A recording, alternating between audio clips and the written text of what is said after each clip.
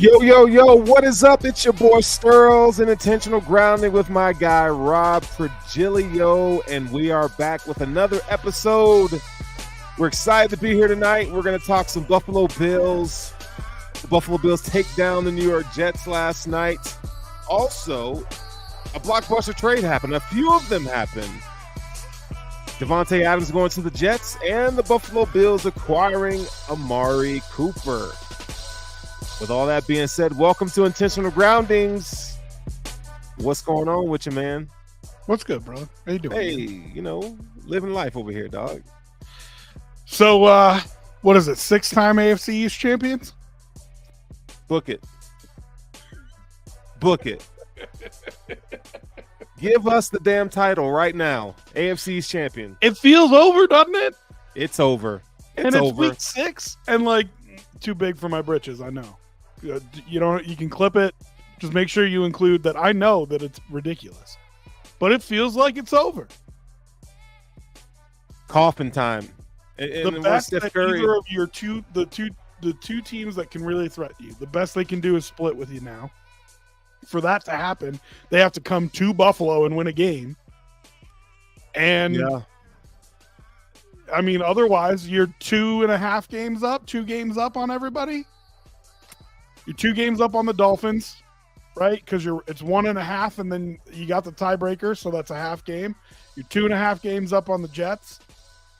It just, for all the doom and gloom over the last couple of weeks, feels pretty good today, dog. It does feel 4-2 feels way better than 3-2 and a 2-game losing streak, don't it? Feels way better over here, man. You look better. You got a little glow. Hey, now be careful what you say now. That you use the word, you use glow in different contexts, man. You're the one taking it there. Hey, well, at least you know what I'm talking about. I'm just saying, you're the one taking it there. I don't do those types of things. Okay. So yeah, you do, but I don't. Oh, hey. Oh. Well, we take a deep breath there, buddy. It's a wholesome show here. It's a wholesome show on Intentional Grounding. You know how you know that we have a problem? Why's that? Because the Yankees and Guardians are playing baseball right now for the ALCS. And I had to put some serious thought in as to whether I was going to watch championship series baseball or New Mexico State versus Louisiana Tech in college football. And it turns out that you, over both of those, prefer to watch somebody playing video games. Is what's happening? Oh, yeah. Oh, yeah. So, hey, man. That's how you know we've got a problem. Who's watching New Mexico? I seriously considered watching New Mexico. And then I got mad at myself, and I was like, you should watch the championship series. Golly. The Guardians and the Yankees. I mean, I could throw that on. That's not bad. I like playoff baseball. I mean, I like baseball well enough, but it just goes to show you how we feel about football. Oh, yeah. Yeah. You'd rather watch a football video game, and I'd rather watch New Mexico and Louisiana Tech. New Mexico State and Louisiana Tech. The Aggies. Yeah, man. Come on, man. Not even the Lobos. The Aggies. The Aggies, dog.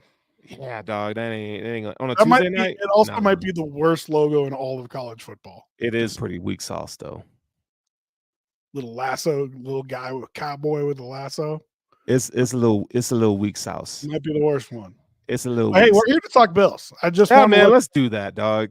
We have a problem, but we do have a problem. And that is more cowbell, my man. More cowbell. Give me some dubs. It's Tuesday, and we wake up to a Buffalo Bills win, and we're going to talk about that. We're going to talk about the Amari Cooper trade and what that looks like. Maybe get into some Tennessee Titans chatter towards the end of the show.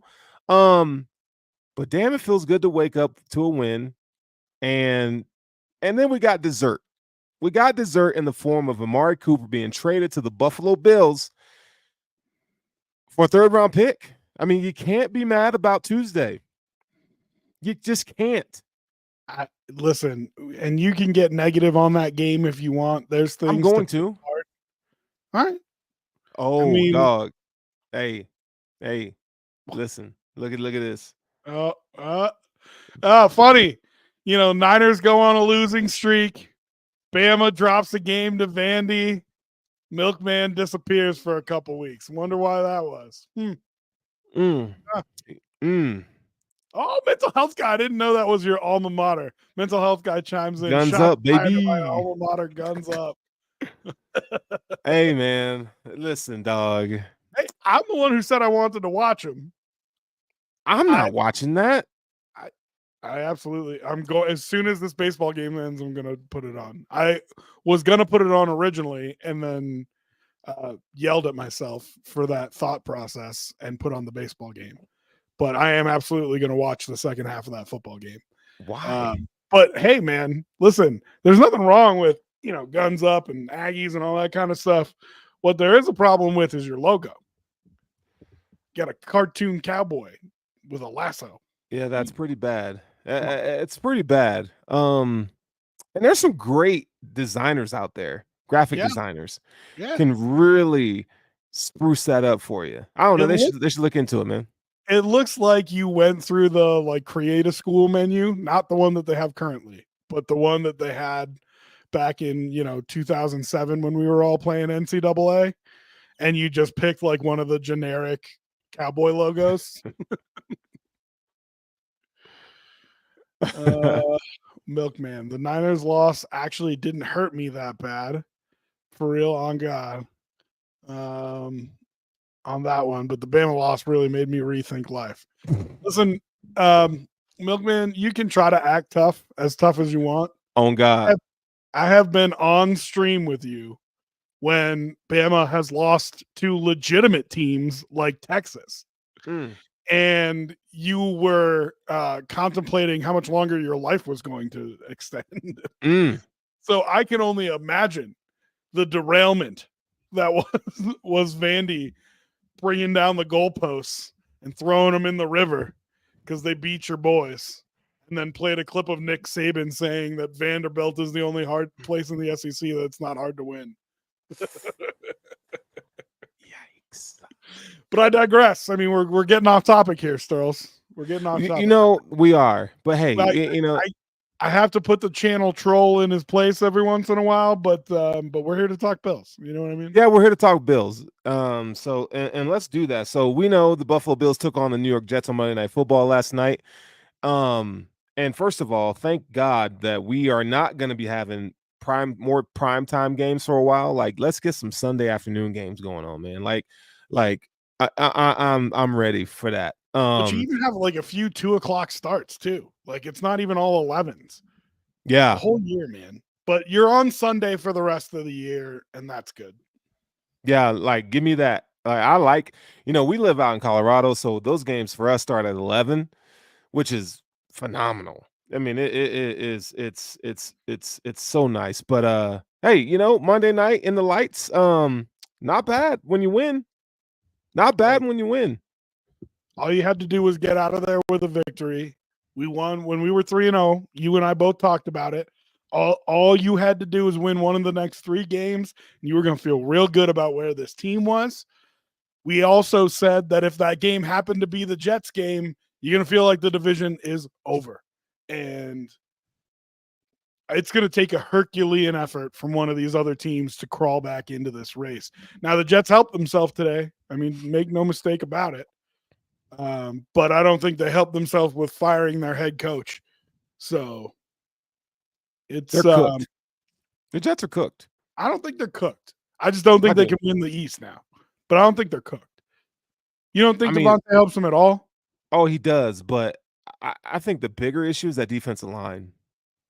That defensive line needs help, man. And they're just not where we've seen them. It's just not that good this year. Quentin Williams, I mean, I think he's one of the best defensive tackles in the league. Second best, right? And he's not having a great year. I mean, it's just doesn't. They don't have the depth that they once had, and I think that's the lifeblood of that defense up front for them. Now Well, I their think, secondary is really good. They're playing really well. listen, and that's what I was going to say is you can buoy a struggling defensive line with good coverage, and they have that. So, they hurt themselves. John Franklin Myers is playing well for the Broncos.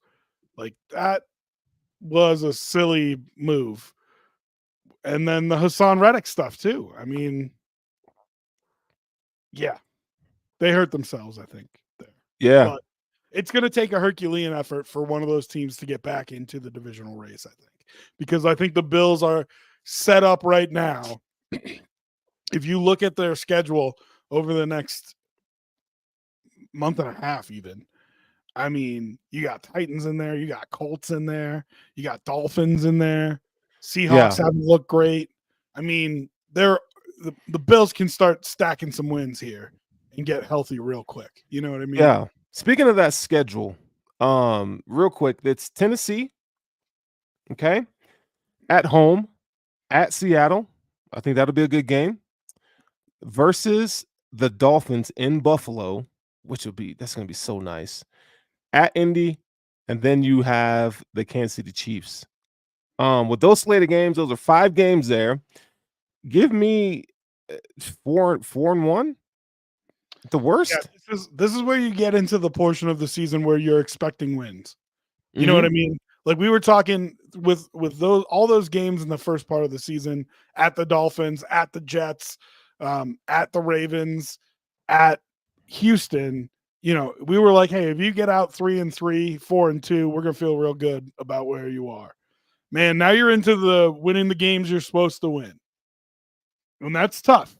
Right, That's right. tough. That's the Mhm. difference between good and great teams in the NFL is not dropping one of those games that you're supposed to win. And so you're not going to get as hyped for the Tennessee Titans coming in at 11 o'clock on Sunday as you were to play the Jets on Monday Night Football, talking a whole bunch of noise. You know what I mean? Right. As you have in years past. You got to find a way to get up for that game still, be ready to go because these are games that you not only need to win but should. So what? Do you go 4-1, 5-0? I mean, I think the Chiefs are beatable. The Bills tend to beat them in the regular season. I mean, let's just give them one loss there because you're going to lose whether they beat the Chiefs or Hey, they'll listen, lose one game because they there's went going to be some through fluky shit. last year they went through the stretch like this and went 500, and we all thought the season was gonna, Very take a true. turn for the worse. So, Very true. Very true. you know, Okay. it, Okay.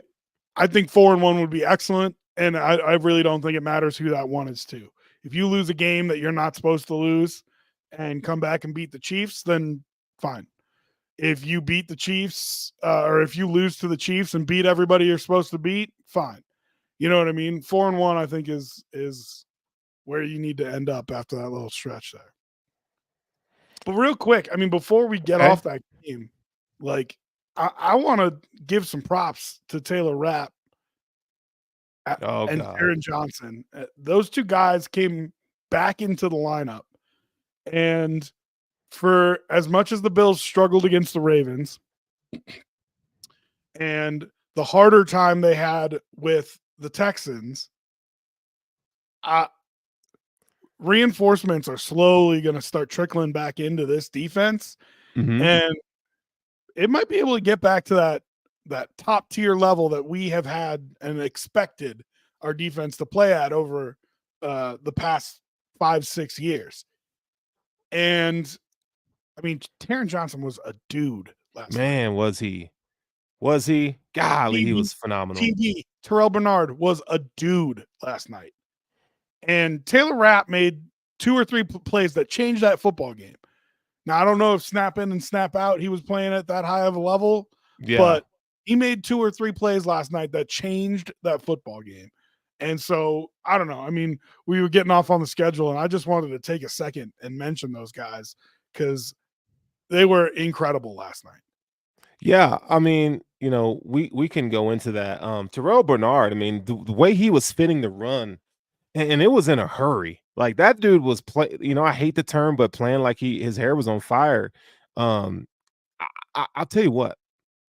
I think he's playing at he's playing at an all pro level. I felt like he was playing at all pro level last season too. But it just gets me really excited thinking about him and Milano on the same defense on that second level with a healthy Taron Johnson. We salivate thinking about it. Golly, dude. That's Just get two of it's them healthy and in there. Don't you think it's a disservice to say it's a game changer? I mean, an understatement is what you're getting at, because I get that. You can lock down an entire team with those two guys playing linebacker, because it allows you to do so many. When you have two people in the middle of your defense that can affect the game the way that they can get sideline to sideline, can control the run, you can call different stuff than you can call with regular linebackers in there. Oh yeah. It can't be overstated the difference that they can make from the center of that defense. And that's why Bills fans have been just salivating, dreaming about it for 2 years now. Those two guys on the field, healthy and together. Yeah. But man, listen, watching, and you could see it when they would show the replays and stuff. TB scraping, getting around a guy who's supposed to be blocking him, and through the hole and making the tackle on the other side of the line. I mean, Dorian Williams has played well. I wouldn't say great. You would, I think. Balen Spector played league replacement level linebacker, which is plenty. That's all I'm asking from him, right? Okay. But when you're watching the tape of those two guys play linebacker, that's what you don't see. That's what you're looking for, is not just scraping, not just filling the hole, not just making a tackle, not making a tackle 2 or 3 yards downfield. No, getting all the way in to the backfield and making a tackle for a loss. Dorian's been getting better at it, but it's the difference between good linebacker play and great linebacker play, and you can see it with Terrell Bernard. And God damn, does that feel good? It does. But I would say caution on Dorian Williams. I mean, sometimes it takes guys a little bit of time. I mean, Terrell Bernard wasn't Terrell Bernard when he first entered the league. I mean, he was developed in this, but the difference is, I guess Terrell had more upside. You saw more, especially in pass coverage. Like we know he could do that coming in.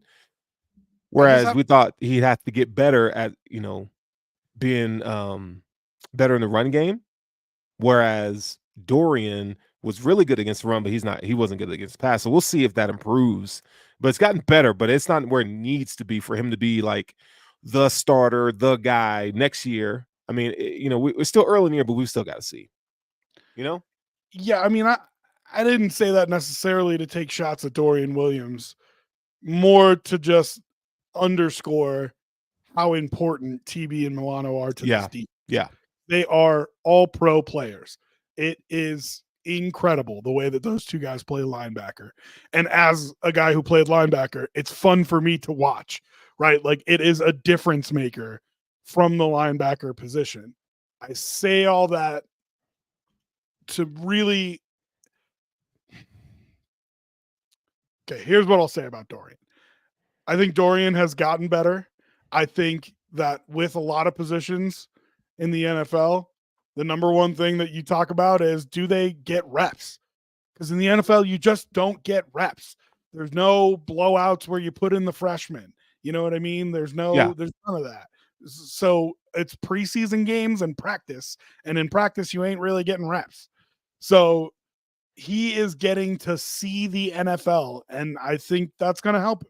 I think it'll help him develop. I think you're right. That being said, there is something that some of those playmakers have.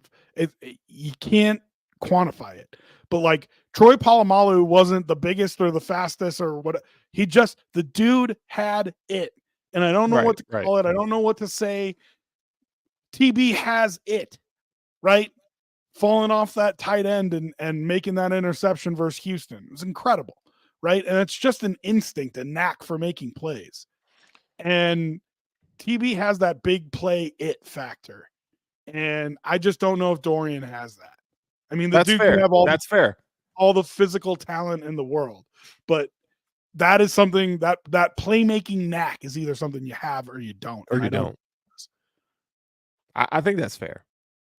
I mean, for a third round pick, you'd want him to be the starter, a difference maker. But, linebackers aren't created equal, and they definitely don't grow on trees. So I think anytime Guess what round Terrell Bernard was picked in. Yeah. So, and then Matt Milano was taken in the 5th. Yeah. So it's high praise. I mean, to be selected third round linebacker, I mean, they got to think highly of you. We'll see, man. The book's not written on him, but yeah, you want to see more playmaking ability. I would like to see him flourish in pass coverage. I think that's his weakness. I mean, we all know it, right? But yeah, I mean, to your point, Terrell Bernard has been playing amazing. The guy you mentioned, Taylor Rapp, Taylor Rapp, man, he had a good game. He had some impact plays. He, for as reckless as he is, that fierceness played a big part in last night's game. I mean, you see a difference when Taylor Rapp's not in the game than when he is. He has impact. I'm just not a fan of him in pass coverage per se. I like my safeties to be more ball hawk playmakers. But you missed him last week. Don't lie. Oh yeah, we did. We definitely did. And I think you missed him against the Ravens too. I mean, yeah, he was there for some of that game, but I felt like it changed when he came out. Yeah, mental health guy says Taylor Rapp was balling with the safety crown on. He was, man. That for those of you who don't know, he had a concussion 2 weeks ago, and he had the extra protection, the crown on his helmet. Yeah, Guardian. Looked Guardian crown. Looked a little weird, but hey, if that helps you not sustain head injuries, I'm all for it, man. Yeah, they say they have a couple helmets that have tested as good as a normal helmet with that on the top, and that's why you're not seeing more guys wearing them. Is because they're just switching to the new helmet. But yeah, I mean, listen, whatever it takes to stay healthy. Yeah, whatever it takes. Here's what you look like. I mean, the hit that he laid on Garrett Wilson in the end zone to break up that would-be touchdown, that was incredible. The chase down on the sideline with Breece Hall. I mean, his presence was felt in that game multiple times. Yeah. I mean, he was all over the field and affecting the game with his physicality. And I don't know if you can, especially with a couple of undersized linebackers, which Dorian isn't, but if it's TB and Milano, don't get me wrong, those dudes are tough as nails, but they're undersized. And then you play nickel most of the time, and Taron really plays like your third linebacker. He's undersized too, if you're considering him a linebacker. So that physicality that he brings, I think that's important for that defense. You know what I mean? Yeah, I agree. I totally agree. Another standout to me, on the offensive side of the ball, Ray Davis, man. Ray Davis, he looked like a dog out there. 97 yards rushing, another 40, 50 yards receiving. The guy just had himself a hell of a game. And, we discussed earlier, he's not faster than James Cook, obviously, but there's a suddenness to his game that makes you just go, we got to get this guy the ball more. Like, the fact that he didn't play for a couple weeks, that can't happen again. I think he's proven himself to where he can come in now and be relied upon to have an impact in these games. And, we're going to get into, I think, given being a little bit of a hard time here with the news of the day. But that being said, he did it again, because you had a perfectly good running back in Devin Singletary, And what'd you do? You drafted James Cook. And what were we all saying by the time it was time to pay Devin Singletary? Let him walk and let James Cook do the thing. And I think that was right. I think that was the right move. Yeah. In a year or two, I'm not resigning Cook. Right? And that's not because of Ray Davis, but it's a pattern of him being able to find the next guy. Yep. Right? Impact players at the running back position. And whether it's Ray Davis or whoever he drafts next year or the year after, it just makes me feel good that this staff can find playmakers at that position and that you don't have to spend money on it. You know what I mean? Facts. Yeah. Yeah. I mean, you would love a Saquon Barkley, one of those elite top end running backs, and Ashton Genty in this year's draft. I mean, Quinshon Judkins would look good with this Bills team. Hell, Travion Henderson would be even good. Those two Ohio State guys. But yeah, man, I mean, what Brandon Beane has done with that position group is to be applauded. Get Ray Davis in the game more. Get him in there. I think that's a really good 1-2 punch in the backfield. It's going to be real tough though, because you still want Cook to get plenty of touches, right? He's more explosive than Davis is. So you want that playmaking ability to get those touches. And then you've got 2 tight ends too. I mean, that's a lot of guys on the inside for an old style offense that you're trying to get touches to, when this is really a pass first offense, not a run first offense. Right. So that's tough. It's tough to get all those guys those touches on the inside of the offense. But that's why, they didn't have playmakers on the outside necessarily, and now they do. So it'll open it up a little bit. I want to answer this question real quick and move on. He says, Milkman says, "Oh, hey, Sterl, I wanted to ask you now, the Ohio State lost to Oregon. Do you think Michigan has a chance at winning the conference?" The answer is no. Michigan is god awful at quarterback and on offense in general. And their defense is not that good. So no, they don't have a shot. They don't even have a shot. 8 games to me is a win this year. And that is, I don't even know if they get that. That is a fall from grace. It is, man. They lost too much. They lost too much. That's But is it a head coach thing? They lose too much. You remember when I said, man, I don't think Sharon's the guy. I really hope that they get someone else. Remember us having that conversation? I don't think it went quite like that, but yeah, I remember the conversation. Yeah, man. I just don't know if Sharon's the guy. I just don't know. I say it's a tough thing to less likely that he is. But I gotta give him time. I mean, Michigan lost a lot, so I mean we can talk about that some other time. But well, we'll see. I mean, listen, I did want to get into some of the games of the week with you. If you want to talk some prospects here, since we're talking college football anyway. I mean, we can. I'm always game to do that. I mean, all right. Well, listen, there's some big games in college football this weekend. So real quick, we want to tell you who you should be looking out for in the NFL draft. My guy Sterls is one of those draft grinders. So I always love that he comes in with the knowledge here. I mean, I don't know if you want to call that.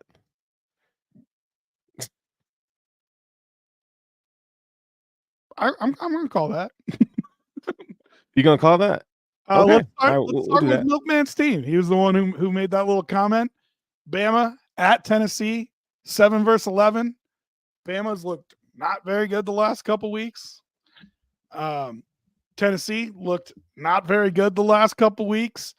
And it's kind of, I mean, I don't want to call it an elimination game, but I kind of want to call it an elimination game. There will be probably a 2-loss SEC team that gets into the playoff, but I don't think you want to flirt with that if you're Alabama or Tennessee. Both teams already with a loss. Kind of a must-win for both of them. Who are we looking at in that game, Doc? Well, I think, it's Alabama and who? Tennessee. Alabama and Tennessee. Okay. Well, I think let's Alabama. I think you gotta look at Jalen Milroe. I mean, he's had a few bad weeks. But what you do like about him, the athletic profile is through the roof. It's through the roof. He's gonna the guy you talk about speed, he's got it. He's got a strong arm. He throws a really good deep ball. The questions about Jalen Milroe is the processing. It's throwing into tight windows. It's can he do enough to run an NFL offense? I mean, like I said, he has all the physical tools and ability, but I think it's going to take him some time to I give him a redshirt year or two. Right now I think he's probably a third round prospect if you're really honest. I feel He's a like third even round that's prospect to me, huh? I feel like even that's high. No, man. I mean, I think that's a good sweet spot for him. I Okay. think that's a really good sweet spot for him. Okay. Um, yeah. Let's see. Alabama. I'm gonna do Alabama first, and then I'll do Tennessee. Um, Tyler Booker. I think you talk about. He's the offensive guard for the Crimson Tide here.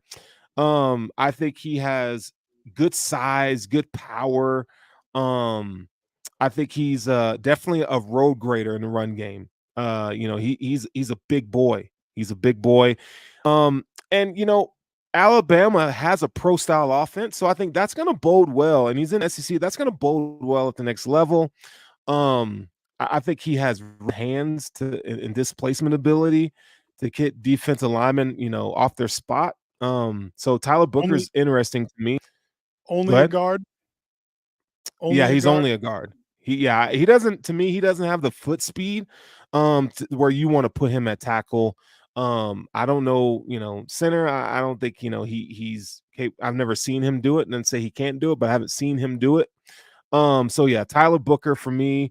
And then, if you're looking on the defensive side of the ball, I think Deontay Lawson, linebacker. He's a definite 3 down guy. He's going to go sideline to sideline. I think he has.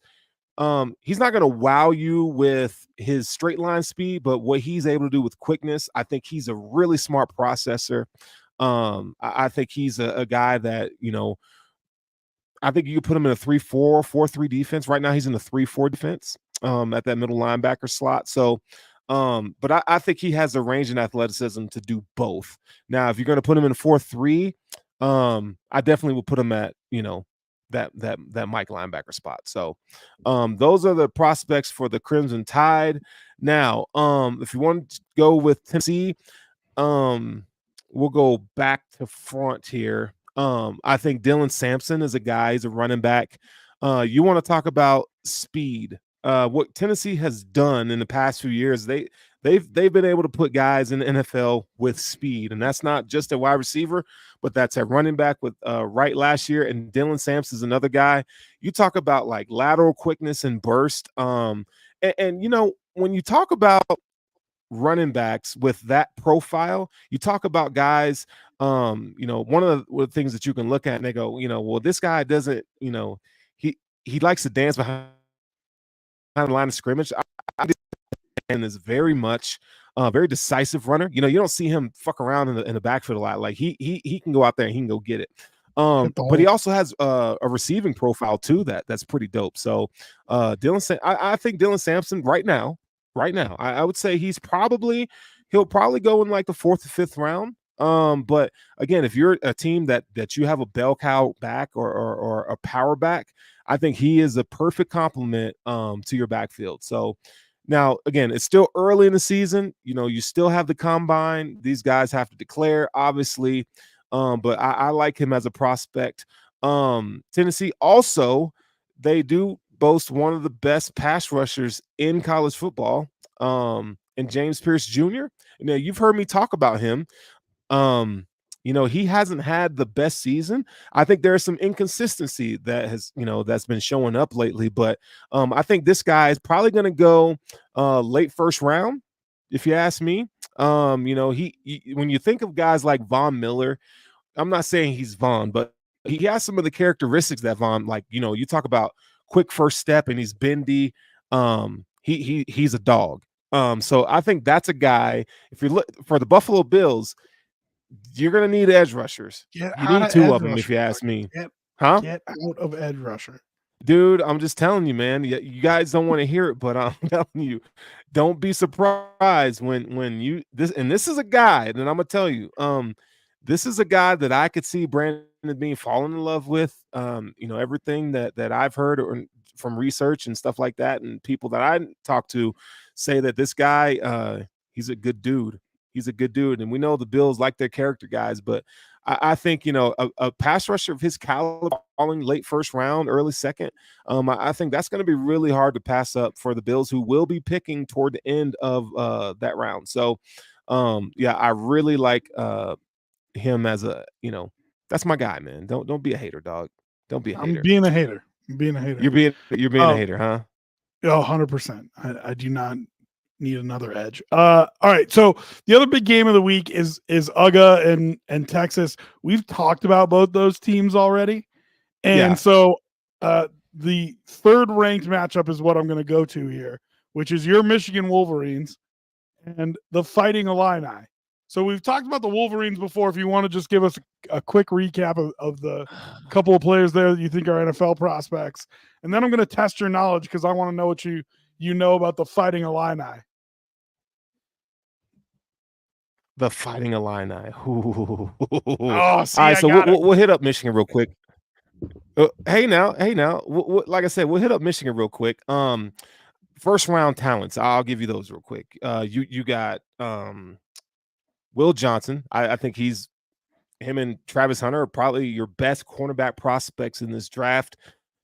I would say, listen, if you want a more refined cornerback, I think you go Will Johnson. He is your most refined cornerback. He's going to come in, he's going to do what he's asked to do, and there's not going to be a learning curve to learn your scheme. Like he can play on an island, and he can also play really well in zone coverage. So that's what's in there. I think he's going top 5. I think Colston Loveland is he's going to go top 5. I think he's going to go top 5. Yeah, Travis is going top 5. Travis might go overall. Oh, I think Travis is going top 5, but I didn't know that this kid in Michigan's going to go top 5. Yeah, man. Here's the deal. Once you get him in a room and you get him on the whiteboard, and then you're going to hear a story, and teams are going to fall in love. I told you this about JJ McCarthy last year, and people thought I was fucking crazy. I'm telling you about Will Johnson right now. Like, just get it in your head that this guy's going top 5. And then Colston Loveland is another guy.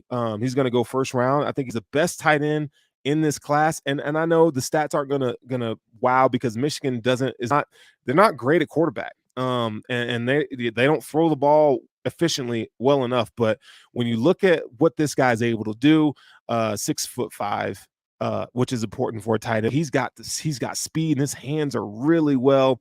Again, a guy with a pro style offense. I think he's gonna be solid. The Bills aren't looking for him, but I think he's gonna make some team happy. And then you got Mason Graham, a defensive tackle. Dude, you talk about, like, there's not anything this kid cannot do at defensive line. I mean, outside of playing, defensive end, but defensive tackle. I mean, you talk about power, you displacement, throwing guys around. He's got a really nice bull rush. He's got pass rush ability, but also I think he's best in the run game. So he's gonna kill it. And then Kenneth Grant probably go late first round. Kenneth Grant is a big man, but you talk about athleticism is through the freaking roof. I think he's gonna serve well there. So, as always, overhyped on the Michigan guys. All right, now, do you have any Illini for me, big dog, or did I get you there? Man, I have a list of prospects here, and I'm gonna look and see if I have. What do I have? Any notes I have on the Illini? All right, just say I got you. Huh? Hey, you might. Hey, man. I can find somebody now. You don't. Trust me. I can find somebody. I could find somebody, but for the sake of tonight, I don't want any dead space, any dead air. Okay. Yeah, do us a favor. I appreciate You see how y'all see how he does me? Y'all see how he does me? Listen, man. Yeah, I thought I was doing you a favor throwing out a team that your boys are playing, but here we go. It's a ranked matchup. You should have known. All right. I'm also we'll get your take on Illinois later in the year when I give you some time. But I am going to give you some. I don't want you to do that just because I think Illinois is going to beat this Michigan football team. So and I'm going to be pissed. I ain't going to want to hear nothing about no Fighting Illini. Screw that. Listen, we can give it a couple weeks, but at some point, going to need to know who the NFL caliber players are on that team. Okay, hold on. So hold on, but I'll give you one. I'll give you homework for next week. No, I got one for you. He's offensive tackle, J.C. Davis. Okay, now this is their best offensive lineman. Okay, now this is a guy I think he has some starting potential. I think it depends on where he goes. Really good length. I think he has good feet for the position. He's his pass blocking skills are really, really good, but I think it's putting it all together. Right now, to me, he's a developmental guy. I would say he probably slots best starting at the 5th through 7th round. Things can change. I think this will be a really good test because he's going to go up against a couple really good pass rushers for Michigan. So I think this will be a game where we get to see, like, okay, JC, like, this is your time to shine. So if he could pass it this week, I think he'll start to go up some draft boards. Again, good in pass protection. His run blocking is not so good right now, so we'll see. So that's one Fighting Illini I'll give you. All right. I'm impressed that you came up with one. Excellent job. Now, it takes a minute. I know draft talk gets you all hot and bothered, but we're going to get back to the Bills here in just a second. But I do want to give you a homework task. Let's hear it. Okay, for next week. This week marked the first time since 1960 that both Army and Navy were ranked in the top 25 in the AP poll. First time since 1960. Talking, 65 years? Yeah. So that's a long time. Your homework is to do a little homework on Army and Navy. I want to know, is there anybody with a draftable grade on those two teams next week when we bring you back here? Those are the ranked teams now, dog. Is fair. I can ask. It's fair. Look at his face. Dude, that bro, that you want me? The good news is you don't have to look into character of any of those young men. No, because their character is going to be through the roof. Pass the character grade. Yeah, I mean, there's no question about their character. But you know what the messed up thing that you just put me up to is that I would have to find out if they have a dribble prospect, but then I would probably end up talking shit about that prospect, his play on the field. So I don't want to do that to our servicemen. So no, you are going to do that because that's your homework. You don't have a choice. Golly, dog, that's brutal. That's brutal. All right, let's talk news of the day, man. Let's talk news of the day. I told you, it's your homework assignment. You don't have a choice. That's brutal, bro. At what point in your school career were you like, homework? Awesome. Never. Never. Right. So, yeah, I don't care if you like your homework or not. You're going to do it. And next week, I'm going to ask you for Army and Navy prospects. All right. I'm going to make that up. All right. News of the day, Amari Cooper gets traded to the Buffalo Bills. One of 3 big trades on the day, including Devontae Adams going to the Jets. No doubt changes the Bills' offense. So get into it, dog. Tell me what you think.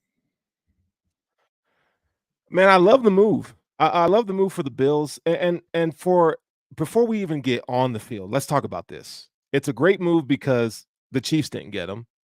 And then, the Jets got Devontae Adams. So that just kind of disarms the Chiefs just a tad, right? Because there are rumblings about those 2 receivers going to that team. They didn't make a move there. Now Now, I think a guy like Amari Cooper opens up the middle of the field again because now you have someone on the outside that you got to pay attention to. We discussed earlier that the Bills on third down, they haven't been great this season. I think you're going to start seeing those numbers kind of go up a little bit. And that's before we even talk about Amari running a route. Like those are things that I know that are going to happen before we even talk about his production, right? And like, you know, a lot of people across the pond listening to this, so I just want to be real clear about why you're saying that.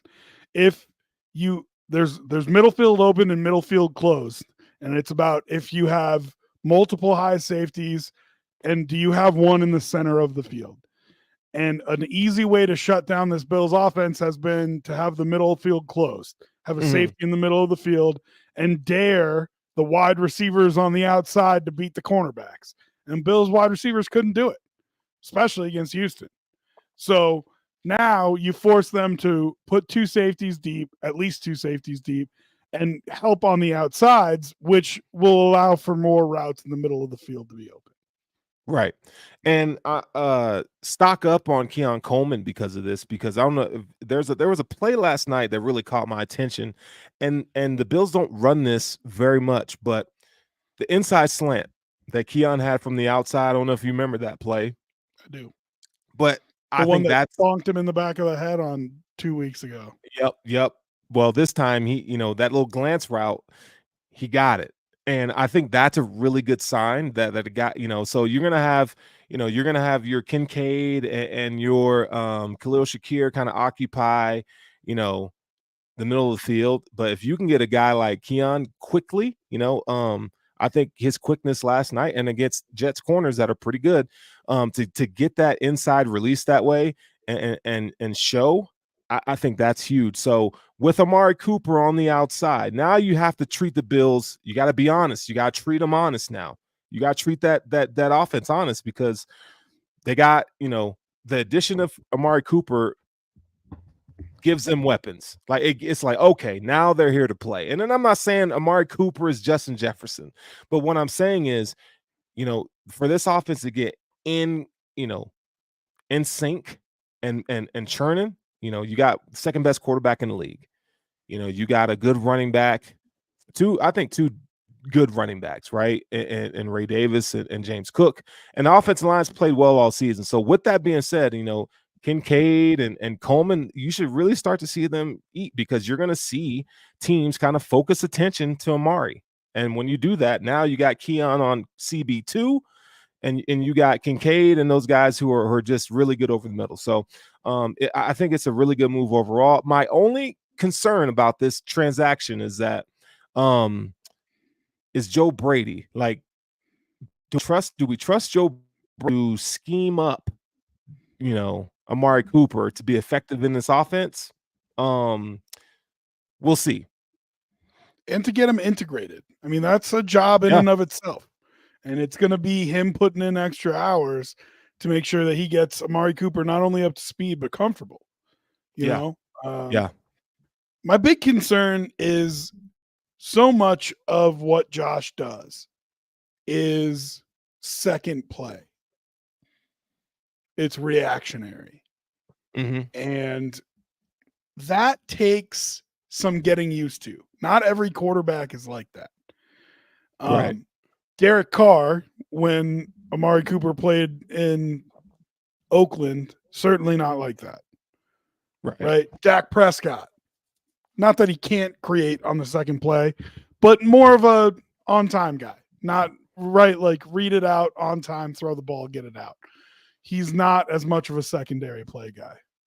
Deshaun Watson's been booty. When he played with Joe Flacco last year, read it out on time, get the ball out, right? So it's I think gonna be a little bit of a learning curve for Amari. How many different times he might feel like he's open, and Josh goes into the secondary play and doesn't necessarily drill the ball to him because he thinks he can get something better or deeper or whatever. And that's a little bit of a feel thing. And I'm concerned. That's my biggest concern, bringing a wide receiver in the middle of the season like this. So I think, the thing that you have to look at is that, the Bills, the bye week comes at a really, really good time. It's going to be after that Chiefs game. So you got 4 weeks from now in those 4 games, right? To kind of figure it out. And then you got the Chiefs, and then you got a bye. So you got 6 weeks to kind of figure this out. And I think that's a for a veteran receiver and a veteran quarterback, I think that's enough time. Like you shouldn't need more time than that. I think that I have confidence that the chemistry between Amari and Josh will be there. Okay. That's optimistic. All right, so let's talk about the Titans a little bit. Ooh. I mean, yeah, we could do that. I mean, listen, so we can talk bigger picture if you want. Listen, I think this move makes the Bills as dangerous as they have been to win the Super Bowl in a long time. But part of that comes with beating the teams you're supposed to beat, aka a Sunday 1:00 game versus the Titans at home. Yeah, man. Got to do it. Got to.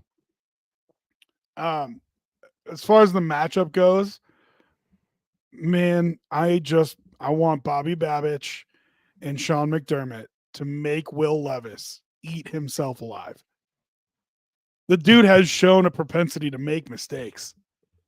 Yes. You want to play coverage. You want to, just do what this Bills defense does. Disguise coverages, confuse younger, less experienced quarterbacks, and just let Will Levis win you the game. You know what I mean? That's where my head's at. Yeah. Will Levis is bad. He's really bad. The kid has 7 picks on the season, so he's going to turn it over. Okay? Problems with Will Levis is that he doesn't see the field well, and we can't say, well, he doesn't have weapons because Calvin Ridley and D-Hop are still good receivers. So, I mean, you talk about, look, you're playing the Colts. I think the Colts are a paper tiger. They're not that good. And my man didn't throw for 100 yards in that game. He didn't throw for 400 yards. Yeah. I mean, so he's going to throw. He's going to have a high completion percentage. Like his completion percentage on the season is 66, right? But when you watch him, like there's no command of the offense. Now he's going to make some. He'll make like that's a good throw. He's got a howitzer of an arm, but like he's just missing a lot of the tools, man. He just doesn't have it. So I think that Will Levis experiment is over. If you're Tennessee, man, you need to start looking for a quarterback. It's brutal. So I think the Bills are going to force him to play quarterback. And because I think this is the week, they don't have a great running game. They're going to take the run away. So now once the Bills get up for a couple touchdowns on him or 10 points, now it's a drop back pass game. And when you do that, I think that's where the Bills defense shines, man. Anybody on their defensive side of the ball that you're looking at? Because for me, I think you got to respect their defensive line, but I don't think that the Bills have to eliminate anything from their game plan just based on Titan personnel alone. Yeah, I think there's 2 guys that really move the needle for me is Jeffrey Simmons and T'Vondre Sweat. Them boys are nasty. So but I think there's ways that you can move them in the run game, right? But it's gonna flush Josh Allen outside the pocket, right? And we know when Josh Allen gets outside the pocket, we know what happens. It tends to have good things. Now, there's also Howard Landry. Now we've seen when the Bills play the Titans with Howard Landry, like he's a really athletic edge rusher on the outside that has the speed to match with Josh. So, but I think this is, I'm not really worried, but they do have some guys on that defensive front that are pretty good. The only thing I'm worried about with the Titans defense is one of those dudes landing on Josh Allen. That's sure. That is it. I don't want T'Vondre Sweat landing on my quarterback. Is really it for me. I think you can scheme runs right at them. I think you can I don't think you have to take anything out of your playbook. Yeah, Is how I feel about that Titans defense. and So they do have L'Jarius Sneed too, so he's another one. He's good. and they've played all right. I mean, defensively, the Titans have played okay. It's their offense that's been awful. That's god But awful. defensively, they've played okay. Which begs the question: why would you get rid of Mike Vrabel if that's the best part of your team? But anyway, so yeah, I mean, listen, I think the Bills, you're entering a stretch here where you got some games that you should win, and you can't. I don't think you can take that lightly. I mean, you got to be. I really think you got to be on a 3-4 game winning streak here, and really assert yourself in the AFC to set yourself up. There's another little stretch where it's like, I think it's KC bye week, San Francisco, and then there's another tough game in there. And you got to set yourself up for going into that portion of the schedule without needing to win games. You know what I mean? Right. Yeah, I mean, I'm curious to see. Let me pull that up real quick. I'm curious to see what that Bills schedule looks like after the 49ers game because it's the Rams. So it's at Rams. So they have 49ers at home on a Sunday night on NBC, and then they have at Rams at Lions. So those will be 3 tough games. 2 of them on the road. The one I was thinking of though. Yeah, the Lions look like the class of the NFC right now. Yeah. And so, then through a 4-week stretch with a bye in there, but through a 4-game stretch, I should say. Yep. You get KC at home, San Francisco at home, at the Rams, at Detroit. And my thought is you just don't want to be going into that stretch needing to win games. You were 6-6 last year, and if you're 6-6 this year, that's going to be tough. You're going to be in a tough spot if you need to win games there. So this is the stretch where you can make money, and I think you got to do it. Versus Tennessee, at Seattle, versus Miami, at Indy. I mean, you gotta come away with all at least 3-1, if not 4-0 there. Oh yeah, got to, and I think they can. And knock on wood, this is that stretch where you don't want like dumb injuries to come in, right? Like because you finish with 2 Patriot games and 1 Jets mashed in the middle. Like you need to be getting healthy as the season ends. And let's see, you should be getting Milano back at around that 49ers game, Rams game. Definitely he should be back by the Jets game, which is the 29th. So I mean, we don't know the exact timetable, but they did say for Milano, they did say it was going to be in December sometime. So we'll see how it works out. But I mean, that's where, if you want to be humming on all cylinders, I think that's when you want it. So I think you want to be at least to 10 wins by then. Don't you think they should definitely be at 10 wins by then? By the time you play Detroit, I think you want to be at 10. You want to be at 10. Yep. And that's I mean, that's a tall task. Don't get me wrong, but right. Going into those last 3 games of the season when you're fighting for positioning, you can take a look at the rest of the league and decide, or conference, I should say, and decide how hard you want to push it for those last 3 games. But I think you want to put yourself in a position where you're, 10-4 or something like that. And you can say like, yeah, we can kind of skate through these last couple here because, Casey's got the 1 seed sewn up and forget it. You know what I mean? Yeah. Or we got to look at that 1 seed and, Baltimore's 2 games behind us. So we're going to really make sure we pound New England and the Jets and put it away. So it's interesting, the schedule, we talk about, loud. We talk about score effects in games. And I think there's more than teams like to give it credit. I think there's standings effects on your schedule. And so just, the way this schedule sets up, it was tough first quarter, easy second quarter, tough third quarter, easy fourth quarter is kind of how it feels. Yeah. Man, I mean, look, realistic, let me ask you a question. What do you think the Bills' record would be at the end of the season? No, I'm not doing this. No, I mean, come on, man.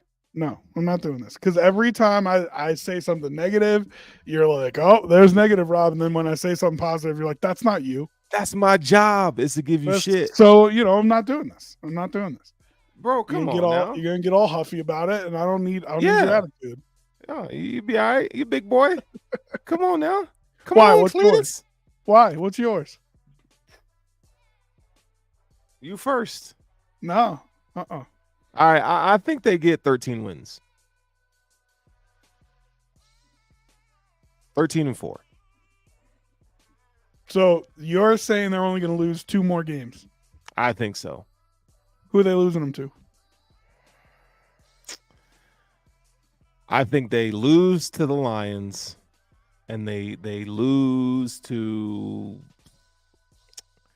We'll give the Jets one because you're gonna, going 6-0 in the division. That's tough. So lose to the Jets, lose to the Lions. You're calling a 8-game winning streak here? 1, 2, 3, 4, 5, 6, 7, 8. 8-game winning streak is what you're calling here? Yeah, is that crazy? You're gonna have hyped up 716 area code, my man. It's gonna be. I mean, hot in Buffalo with. But tell me they can't. Those next. I mean, games. They can. But you're putting them at what is that? 11-2. I mean, that is Super Bowl talk all the way. I mean, there's ain't nobody pulling punches on that one.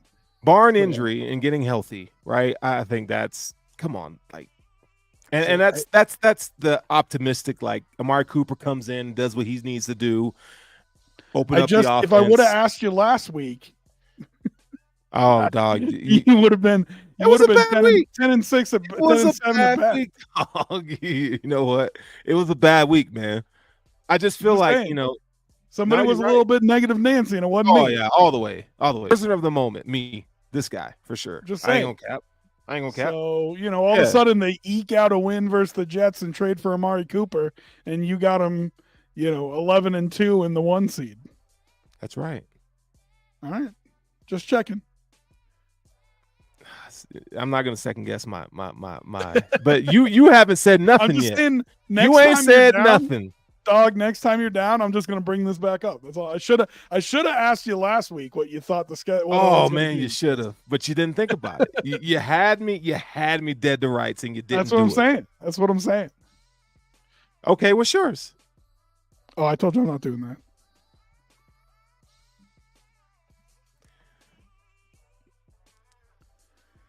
You're gonna do that to the listeners? You're really gonna do that to the listeners? Nobody cares. Nobody cares what I have to say. You're really gonna do that to the listeners, man? Dude, everybody's fine. Nobody cares what I have to say. You are a savage of massive proportions, man. Listen, I have told you in the past that this team, one, they do 2 things. One, when they catch a groove, they fucking catch a groove like they did at the end of last season, right? And 2, they always seem to have these like wake up years where they get a little bit too comfy, a little bit too big for their britches. And then the next year they come back and they start smacking fools. And I have felt like this entire time that this was going to be the Bills coming back and smacking fools. Okay. Josh is not, he's not messing around, dog. Like he knows. I can feel urgency from him, I guess is how I want to say it. Yeah. And I think that is going to filter through the rest of that team. I really do. So it's a week-by-week process, and maybe they get another dumb loss and things start falling apart. But you want a hot take? Here, I'll give you a hot take, and then I will tell you what my prediction is. Okay. Here's a hot take. They already played their 2 hardest games of the year.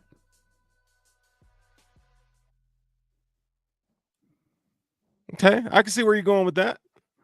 Kansas City is not better than Baltimore or Houston. Now, Kansas City's got the quarterback, And Kansas City's got the pedigree. I think they are not. They're not better. Are they? I think they are. You want to talk about Houston's weapons? No, they're weapons galore. You want to talk about that defense? Do they play each other this year? Eating people alive? Yeah, I mean, they're both first-place finishers, so they're going to play at some point. No, I mean in the regular season. They're both first-place finishers from last year. Oh, okay. So they got to be on the schedule somewhere. Let's see. Kansas City at Houston. 12-21. Oh, that's God, you're going to be baking Christmas cookies. Dog. That is going to be a game. That's an 11 o'clock game on NBC. Oh, yes.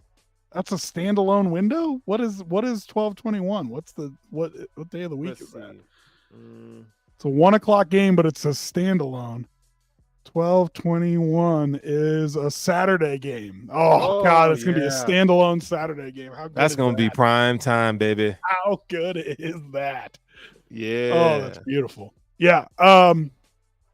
Yeah, I think Houston and I think the Ravens are both better than Kansas City, and I think injuries are going to catch up with San Francisco. I've been telling you that for a while. Injuries are going to catch up with San Francisco. Yeah. I think Detroit has a chance to be one of your tougher games, but losing Aiden Hutchinson is going to. I know 4 to 6 months on that injury. That's going to matter. Sheesh. So I mean, Detroit's real good. Don't get me wrong, but that's going to hurt that team. Yeah. So yeah, that's my hot take. Is you've already played your 2 hardest games of the year. All right. You played them on the road in back-to-back weeks. Record prediction. I don't want to hear it when it doesn't happen. Okay. Are we clear? Yeah. Are we clear? We clear? Yeah. 14-3.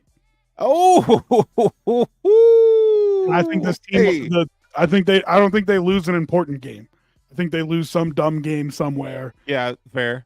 At New England or something like that. Like they lose. I think they win all the games that matter from here on out. Really mean that? You okay? All right, I ain't gonna give you an opportunity to say anything else on it. Rob says 14-3 Bills Mafia. So book it, write it down. Your prediction was actually better than my prediction. So I might be doing some hey, I'm gonna let everybody know about that one. So with that being said, everyone, no one wants to hear anything else Rob has to say tonight. That's why I say I don't do it. No one wants to hear anything else he has to say tonight. You have been listening and watching Intentional Grounding. Man, what a great night it is. Wherever this podcast find you, make sure you like, follow, and subscribe to Intentional Grounding. We are also on the platform. This is Europe's largest sports podcast network and sports social. Make sure you go find us. Amari Cooper, what number is he going to wear? I don't know, but the Bills are back, baby. We're going to win the Super Bowl according to Rob. So there you have it. And hey, the Bills are winning the Super Bowl. 14-3. We'll take it. Intentional Grounding. We'll see you back next week. See ya. Go Bills.